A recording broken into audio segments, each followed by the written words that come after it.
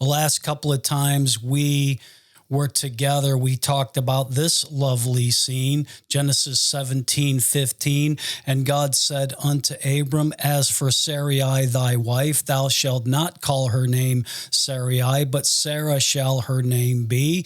And I will bless her, and I will give thee a son also of her. Yea, I will bless her, and she shall be a mother of nations. Kings of people shall be of her. Then Abraham fell upon his face and laughed and said in his heart, shall a child be born unto him that's 100 years old, and shall Sarah that is 90 years old bear? Can you imagine how this must have felt? After all these years, God is laying down some very tangible details about all those blessings he's been promising all those years. Now for the first time, there's real change in the air, and Abraham is thrilled. His can you believe it moment has arrived. He's ecstatic. He's awestruck. He's on his face, giggling with great joy. But then there's this all of the sudden abrupt change. Verse 18, and Abraham said unto God, oh, that Ishmael might live before thee. So as you probably remember, I argued a while back that there was a time when Abraham didn't think much of his boy Ishmael. It was a short-lived indifference, but it was noticeable, at least in my opinion. My reasoning back then for coming to that conclusion was that Abraham didn't seem to care much about what would happen to Ishmael's mother, Abraham's concubine wife Hagar, when she escaped toward her homeland. You remember that? Hagar gets pregnant as Sarah had planned, and then all heck breaks loose. Hagar gets cocky, Sarah gets envious, and Abraham gets cowardly. Abraham doesn't mediate between the warring wives and basically lets the mother of his unborn child head out into the wilderness back to Egypt, probably. To me, it appeared that Abraham did nothing to stop her, and because of that, I couldn't help but assume that Abraham didn't care much about the child Hagar was carrying. But as you also remember, I said that that attitude will change. Well, here we are. Verse 18 again, and Abraham said unto God, oh, that Ishmael might live before thee. Abraham's feelings toward his first son did indeed change. Now, I still think that Abraham doesn't consider Ishmael the child of promise. I don't think he ever did, but that doesn't lessen his love for the boy. And by the way, the reason I don't think Abraham considered Ishmael the promised seed is that he doesn't even bring it up here when God is talking about Sarah being the princess who will bring forth many kings. Abraham doesn't correct God and say, God, I think you mean Hagar. I'm pretty sure Abraham knew all along that the whole thing with Hagar was just a big mistake, but he nonetheless loved his son Ishmael. The Bible makes that clear in a few places, and that impression starts right here.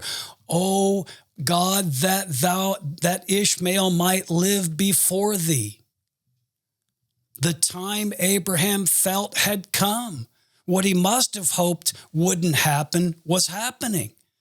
Even though he was ecstatic about the promise, he was fearful for the fate of Ishmael. For his son's whole life, he must have wondered when the promised seed does come, what's going to happen to his firstborn. And because he's a good parent, when that time finally does arrive, immediately Abraham pleads for his son. He's probably always known that Ishmael was not a part of the promise, but he asks for God's sympathy anyhow. And Abraham said unto God, "Oh, that Ishmael might live before thee." God, can't Ishmael have a part in this? Please don't let the boy suffer for my failures. He says, "Oh, that he may live before thee. Please let my son enjoy the fellowship with you that I have. Won't you grant Ishmael the joy of being included in the future greatness that you're now promising?" Well, God is not one to quibble. God is not going to vacillate. God is always to the point. He doesn't immediately acknowledge Abraham's inquiry. It's not that God is uncaring, but now's not the time. He will not be swayed from his current purpose. Verse 19, this immediately follows Abraham's plea. And God said, "Sarah, thy wife, shall bear thee a son indeed, and thou shalt call his name Isaac, and I will establish my covenant with him for an everlasting covenant, and with his seed after him." As if he didn't even hear Abraham's plea, God makes a dramatic announcement. The announcement was his intention, his priority, and he was not going to get off track. But then God doesn't completely ignore Abraham's concern. Once he's dealt with what is important to him, God moves on to answer his servant's prayers. I hope you're paying attention. This is the way God does everything. Listen to me. God's agenda comes first, then yours. And listen to me, believe it or not, that's exactly how you should want it to go too. What's good for the Father is always good for his children. His interests are our interests. So he begins to answer Abraham's pleas. The Lord is interested in Ishmael's welfare. I mean, after all, it was the angel of the Lord who encouraged Ishmael's rebellious mother to return. So God says the following to the worried father Abraham. Now we'll come back and cover verse 19 in more detail, but I didn't want to leave you with a cliffhanger. God says, "And as for Ishmael, I have heard thee. Behold, I have blessed him, and will make him fruitful, and will multiply him exceedingly. 12 princes shall he beget, and I will make him a great nation. But my covenant will I establish with Isaac, which Sarah shall bear unto thee at this time in the next year." Now, we'll cover all of these details later as well, but all I want you to notice at this point is that God has not forgotten Ishmael. He never intended to leave him out in the cold, as it were. He has promises for that firstborn too. Although it's not clear, he won't be, although it is clear, he won't be a part of God's grander plans. Listen, God is merciful, and he does not abandon those he's called. Did you hear that one too? Let me say it again. We can see from Ishmael's example that God never needlessly calls anyone. That should encourage you. Back there at the fountain in the way to Shur, the angel of the Lord made a promise to Hagar, and God is renewing that promise here in front of Abraham to ease his troubled father mind. Listen, I know that it sometimes feels like God has turned away from us, that he's led us thus far only to appear as if he's left us on our own. That didn't happen to Hagar and Ishmael, and it's not going to happen to you. If God brought you to that altar, he'll carry you past it. God never wastes an opportunity to glorify himself. That's why you've been called. That should encourage you, because you're made to glorify God, and he's not going to waste the opportunity he's given himself. If he called you, then he's going to glorify himself through you. He will put you to work and equip you for the purposes he has in mind for your life. As King David has put it, Psalm 138:8, the Lord will perfect that which concerneth me. Thy mercy, O Lord, endureth forever. Forsake not the works of thine own hands. All right, so let's go back and take a closer look at these verses. In response to Abraham's plea for a place in God's plan for Ishmael, God says, we're going back to verse 19, Sarah thy wife shall bear thee a son indeed, and thou shalt call his name Isaac. This is God's answer to Abraham's plea. He's telling Abraham that Sarah will be the one to carry the seed, and I will establish my covenant with him for an everlasting covenant, and with his seed after him. God skips over Abraham's plea momentarily in order to repeat the promise plus one or two more details. Now, just quickly, I want to say that God does not mind repeating himself. In fact, he does so quite often. Now, I want you to see that is because what God has to say, listen to me, is important to him. The content of the things he says, he wants us to grasp. And if that means he has to repeat himself, that's what he's going to do. He doesn't seem to think it's beneath him to say things more than once, sometimes in exactly the same way. To him, what matters is that the message is communicated and understood. I think that's the reason he's given us so many wonderful writers and pastors and ministers down through the centuries. He's blessed us, his people, with abundant opportunities to understand him, to understand the things he says, to understand his word. That's why, listen to me, there was no darker time in the history of the church than when the distribution of Scripture was outlawed. Paul once expressed how God feels about those who prevent his word from being taught. Romans 1:18. Those of you that are with us on Sundays are really familiar with this one. For the wrath of God is revealed from heaven against all ungodliness and unrighteousness of men who hold down the truth in unrighteousness. As I always do, I added the word down to express the true meaning of the original passage. The wrath of God is revealed against those who prevent his people from hearing his truth, because it's his intention that we all know what he has to say. Listen to me. His word is important to him. And just like we said a moment ago, his priorities are our priorities. And so he does everything he can to get his point across, and that includes repeating himself as he does here in Genesis 19.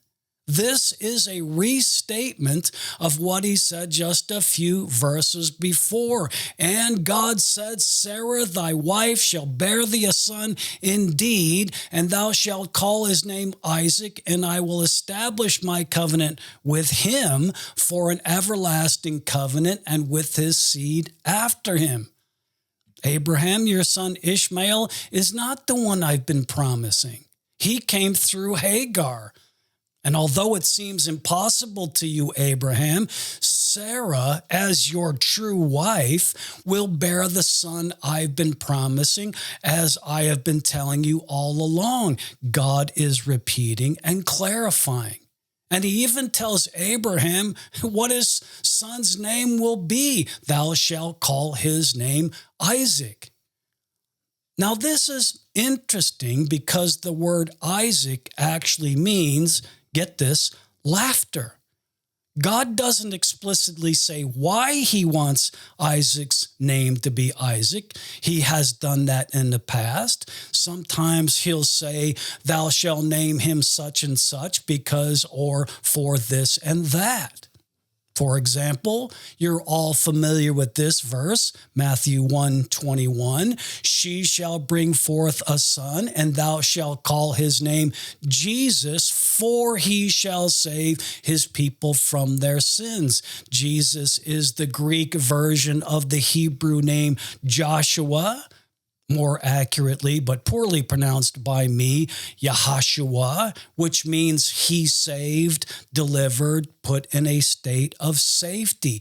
Jesus is named Jesus, God tells us, because he's going to deliver his people. But back here in Genesis 17, God just says, call him Isaac, but doesn't say why. Now, most scholars agree that the reason Isaac is named Isaac is because of the laughter of Abraham upon hearing that he was finally going to see the fulfillment of God's promises regarding a son. Isaac roughly means he laughs or he laughed. Which brings me to another intriguing aspect of this story. I have no explanation as to why this happened, but here God is the one who names Isaac. That's relatively unusual. Typically in the Bible, it's the father who names the children. On rare occasions, it's the mother. We'll come across examples of both as we work our way through the Old Testament, but here it's God who names the child, and he chooses a rather unusual name, if you ask me. I mean, if God is going to take charge of naming the children, I would have expected something more interesting or something maybe more mysterious or even more difficult to reconcile. But no, this is just laughter and nothing else. Some say it's more appropriately translated glad or happy. Maybe God was honoring Abraham's joyful response. Maybe he just didn't want Abraham to ever forget the joy of this day. I honestly don't have anything else to say about that, except it seems so unusual, but interesting. Why God chose to be the naming party and why he chose that name is unclear to me, especially since God doesn't say. Now, it doesn't have to be clear to me. God doesn't have to tell us why he did things, but it sure would be nice. Now, one more interesting thing to point out, which I'm sure you've already picked up on, God not only named Isaac, but he also named Ishmael. Both sons of Abraham were given their names by God. Ishmael was named by God. Isaac was named by God. Now, I'm not sure if that is significant, but again, it's interesting. Anyhow, let's keep moving. And God said, Sarah thy wife shall bear thee a son, indeed, and thou shalt call his name Isaac, and I will establish my covenant with him and with his seed after him. Although this is not a direct response to Abraham's inquiry regarding Ishmael, it is the answer to it. Clearly, God is indicating who he has all along intended to be the heir of promise. And I don't think this was a surprise to Abraham. The circumstances of Ishmael's birth were not directed by God. And listen, Abraham had been with God long enough to know how he operates. And although Abraham's human fatherly heart may have hoped against hope, this statement by God himself seals it. Isaac and his descendants were going to carry on the promise and the covenant forever, to the vanishing point, as we said some time back. But God isn't done with Abraham's firstborn. Verse 20 again, and as for Ishmael, I have heard thee. Behold, I have blessed him and will make him fruitful and will multiply him exceedingly. 12 princes shall he beget, and I will make him a great nation. Now, I love this verse. It paints such a beautiful picture of the relationship between God and Abraham. Listen, I'm going to ask you for the 10 millionth time, where is this awful, cold, monstrous God that his enemies are always trying to tell us exists in this book? Here we see God is tenderly responding to the fearful heart of a father. He's demonstrating that he's always listening and our prayers are never wasted. Listen to me. If God heard Abraham, then there's no reason to believe he won't hear you. That is something I've been hammering away at throughout this story of Abraham. I don't want you to be like those scholars of old that put Abraham up on a pedestal as if he's closer to God than you are. He isn't. He's no different than you. He was picked out not because he was special, but because of grace, the exact same reason you got picked. If God's grace is spread on Abraham, then it's spread to you. And here God comforts Abraham by telling him that he will bless Ishmael. He will not abandon the young man. He has plans for him, as he has always said he did. Now, Ishmael won't enjoy the benefits of being God's choice as heir of the promise, but that doesn't mean he'll be cast off like yesterday's garbage. Now, quickly, here's the list of what God will do for Ishmael. First of all, God said he has already blessed Ishmael. I have blessed Ishmael. So God even anticipated Abraham's prayers. God has already set aside special provisions for the man. God is bestowing favor on Ishmael. Secondly, he will make Ishmael fruitful. This is the same word God used with Adam and Eve. God is promising that Ishmael will have the ability to grow a large family. Now, to the ancients, this is an exceedingly precious gift. To be able to live on through one's family generation after generation was highly prized. Not only that, but a large family was also useful to a society at a time when entire villages had to come together for the purposes of defense and food production and other important tasks like building shelters and storage facilities. You get it. Big families were essential because people power was all important in days gone by. And when you produce a large family, you become prominent. You become an important man in your village. This meant a lot to the ancients. And then thirdly, and relatedly, by the way, God said he will multiply Ishmael exceedingly. Now, when God uses a word like exceedingly, you can believe this is a blessing that no heart can contain. Many, many nations can trace their lineage directly to this man. Count the number of Arabic peoples down through the centuries, and most of them are a part of this promise. And then God gets very specific. I love when he does this.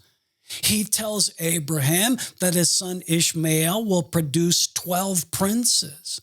Now, we'd be tempted to call them kings, and even some scholars think we should, but the original word literally means, listen to me, lifted up. Now, interestingly, this term is used to describe a mist. You know, a mist starts out near the ground, but then slowly rises to lofty heights. So the use of the word in this passage gives us a sense that these are not men who are going to be born great, but rather who ascended to greatness for one reason or another. Strong's dictionary says this Hebrew word means exalted. So that means we can speculate that sometime in the future from Abraham's time, that these will be men of common birth who will become either elected or appointed or otherwise achieve great renown. Interestingly and wonderfully, later on in Genesis, we are actually given the names of these 12 great men. The list is found in Genesis 25, and we'll cover that when we get there. And then God makes a point to say that he plans on making the sons of Ishmael a great nation. This won't just be a numerous people, it will be a powerful one. Again, the list of Abraham's descendants through Ishmael contains some of history's most notable societies. The Saracens, the Turks. Think of any great Arab kingdom or dynasty, and it's safe to say they are the sons of Ishmael. In fact, Muhammad, the Muslim prophet, believed that all Muslims were descended from Abraham through Ishmael. By the way, quickly note that this is important. None of these blessings, none of the blessings that God lists that he's going to give to Ishmael are of a spiritual nature. And to quote H.C. Leupold, as this nation had no capacity nor destiny in this field. In other words, Ishmael was blessed with worldly blessings, but not so much with heavenly ones. And I think that truth has played out down through the many centuries. Nonetheless, these are wonderful promises. I'm sure this made Abraham very happy. If Ishmael was nearby, he probably was quite happy to hear these things too. Ishmael will greatly benefit from Abraham's prayers. All right, that's probably enough for now. How about we pick it up right there next time? See you then.